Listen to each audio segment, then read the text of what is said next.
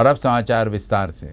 2024 में बड़ा दंगल होगा। उस दंगल का नेतृत्व देवेंद्र फडणवीस करेंगे और इसमें भाजपा और शिंदे के सभी पहलवानों की जीत होगी। ये बयान दिया है पूर्व मंत्री और भाजपा विधायक प्रवीण पोटे ने। उन्होंने यह भी कहा कि जो 2019 में हुआ वह 2024 में नहीं होगा। अमरावती में विदर्भ स्तरीय कुश्ती प्रतियोगिता का आयोजन किया गया था और वो इस समय बोल रहे थे। विचारसरणी जो निश्चय हनुमानजीने तरुणांना दिला, बलवान होण्यासाठी दिला, सोबतच उपस्थित असलेल्या सर्व पाहुण्यांना विनंती आहे की त्यांनी आज या ठिकाणी एकदा या विचारपीठावर सर्व पाहुण्यांना ही अशी मोठी दंगल होणार आहे आणि त्या दंगलीचं पूर्ण नेतृत्व या महाराष्ट्राचा देवेंद्रजी फडणवीस साहेब करणार आहे आणि त्या दंगल मध्ये सगळे पैलवान जिंकून आणण्याची जबाबदारी भारतीय जनता पार्टी आणि आमचे देवेंद्रजी फडणवीस साहेब यांची राहणार आहे आणि आम्ही ताकदीने समोर राहणार आहे सोबत। या महाराष्ट्रात जे 2019 मध्ये झालं ते 2024 मध्ये मला पाहायला मिळणार नाही। एक नुसतं अशी दंगल ते एक नुसतं एका ताकदीनं भारतीय जनता पार्टी आणि शिंदे सरकार सोबत येऊन आपण ती दंगल लढतोय आणि पूर्ण सरकार बहुमताने या ठिकाणी येणार। हे मी यासाठी सांगतो कारण मला सातत्याने हे दंगलचं बोर्ड या ठिकाणी समोर दिसत आहे। हे पाहताना मला सुद्धा आनंद होत आहे। रामदास भाऊ आपला तर या विषयामध्ये कुस्ती लढण्यात गेला, आम्ही त्याच्यात छोटे लोक। अमरावती और यवतमाल जिले को समृद्धि हाईवे से जोड़ा जाएगा। हाल ही में MSRDC के अधिकारियों ने सड़क का निरीक्षण किया। अमरावती और यवतमाल जिले को समृद्धि हाईवे से जोड़ा जाएगा। हाल ही में MSRDC के अधिकारियों ने सड़क का निरीक्षण किया है। यवतमाल जिले के लोहारा से समृद्धि हाईवे को जोड़ने वाली शिवनी तक 84 किलोमीटर की सड़क 4 लेन होगी। वहीं शिवनी से अमरावती मार्ग भी 4 लेन होगा। इस सड़क को 2100 करोड़ रुपए की लागत से बनाया जाएगा। मार्ग के अब सर्वे का काम शुरू हो गया है। नागरिकों की जल्द ही सुपरफास्ट परिवहन तक पहुंच होगी। साथ ही कृषि सामानों के परिवहन में भी तेजी आएगी, जिससे किसानों को भी लाभ होगा। अमरावती जिले के चांदूर बाजार में श्री संत गजानन महाराज के विजय ग्रंथ का एक दिवसीय महापारायण उत्सव आयोजित किया गया। इस समारोह में अमरावती के सांसद नवनीत राणा भी मौजूद थी। चांदूर बाजार में श्री संत गजानन महाराज विजय ग्रंथ का एक दिवसीय महापारायण उत्सव आयोजित किया गया। इस समारोह में अमरावती जिले के सांसद नवनीत रवि राणा उपस्थित थी। उन्होंने हजारों श्रद्धालुओं की उपस्थिति में विजय ग्रंथ का पाठ किया और महाआरती की। साथ ही महाप्रसाद लेने आए श्रद्धालुओं को महाप्रसाद भी बांटा गया, जिसके बाद सांसद राणा ने महाप्रसाद का लाभ लिया। योग मार्ग अत्यंत न देईल वेणा, सागरीचा सेंपकिडा मेरू पर्वताना जाय कधी। बोला पंढरीनाथ महाराज की जय। श्री सुधीर भाऊ रसे मंचाजवळ येतील। अमरावती विश्वविद्यालय के प्रदर्शन कला विभाग द्वारा कथक नृत्य शैली में 2 दिवसीय कथक कार्यशाला का आयोजन किया गया। इस दौरान हिंदी और मराठी सिनेमा की मशहूर अभिनेत्री और कथक नृत्यांगना शर्वरी जैमिनी उपस्थित थी।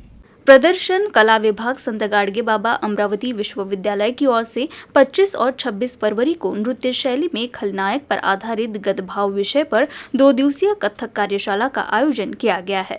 कार्यक्रम की शुरुआत सबसे पहले दीप प्रज्वलित कर नटराज की प्रतिमा का पूजन कर की गई। उस दौरान अभिनेत्री शर्वरी जमीनिस ने कहा कि जब वह यहाँ आई तो कला अध्ययन की सुविधाओं और भव्य मंच को देखकर अभिभूत हो गई।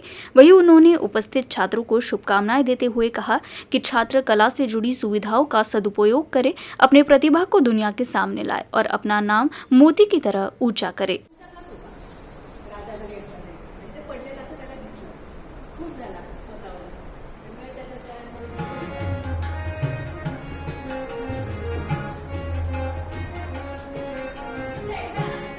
अभिनेत्री शर्वरी जमीनिस ने कथक कला के रूप में कलाकार छात्रों को प्रशिक्षित किया। इस अवसर पर भाग लेने वाले छात्रों ने उत्साहपूर्वक प्रतिक्रिया व्यक्त की। उन्होंने कहा कि विदर्भ के कलाकारों में काफी क्षमता है, लेकिन उन्हें एक अवसर की जरूरत थी। उन्होंने आशा व्यक्त की कि इस कार्यशाला के माध्यम से उन्हें मिले अवसर के कारण वे भविष्य में अपनी कला का बेहतर प्रदर्शन कर सकेंगे।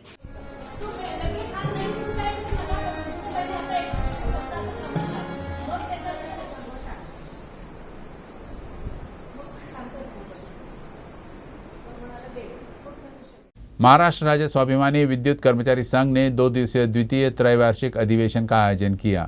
इस बैठक में निजीकरण, बिजली उद्योग को बचाने पर चर्चा हुई।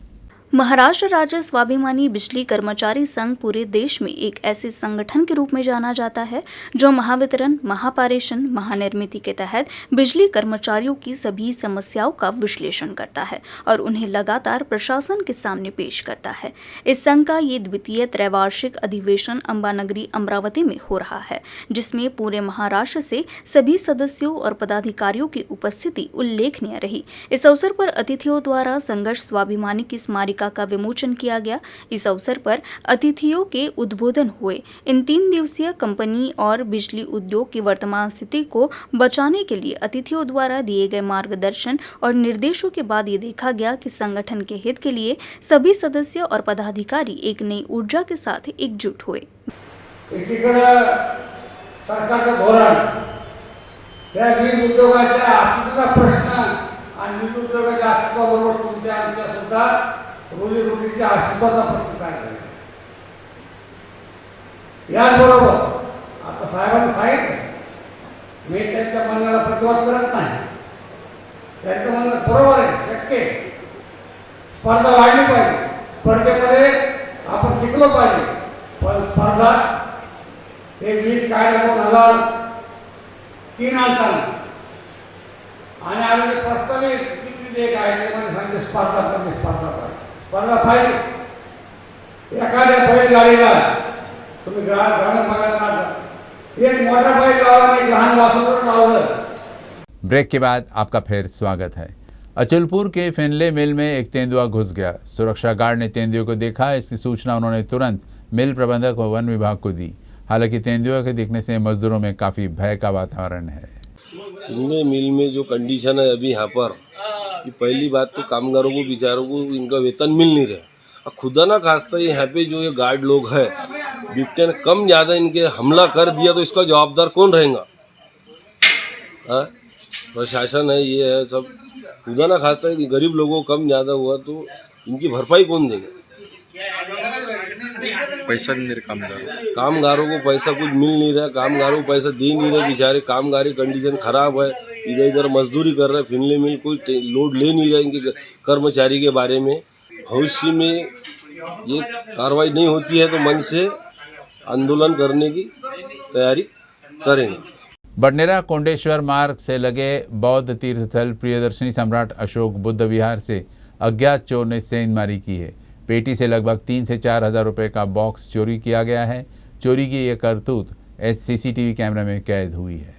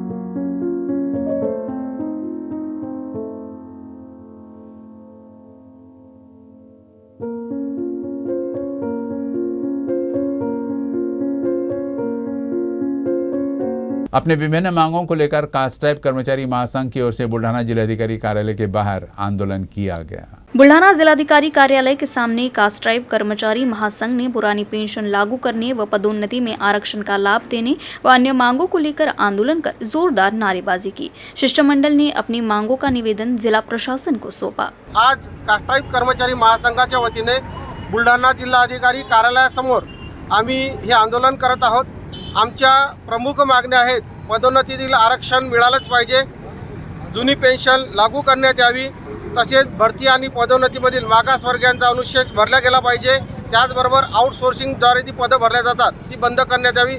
या मागणीसाठी आमच्या कास्ट्राइब कर्मचारी महासंघाच्या ह्या विविध शाखा ज्या विविध शाखाच्या माध्यमातून आम्ही आज बुलढाणा जिल्हाधिकारी कार्यालयासोबत हे धरणे आंदोलन करत आहोत। मूर्तिजापुर के समीप हैंड स्थित शासकीय तंत्र निकेतन महाविद्यालय के समीप 4 लेन सड़क निर्माण के दौरान निर्माणाधीन फ्लाईओवर पुल की सीमेंट प्लेट अचानक गिर जाने से एक वृद्ध मजदूर की मौके पर ही मौत हो गई। राजपथ इन्फो कंपनी पिछले कई सालों से नेशनल हाईवे नंबर 53 पर 4 लेन सड़क बनाने का काम कर रही है। अमरावती और अकोला के बीच 7 से 8 छोटे बड़े फ्लाईओवर का निर्माण हो रहा है। इस पुल के निर्माण के दौरान किनारों पर लगी सीमेंट की प्लेट को कोई सहारा नहीं दिया जाता।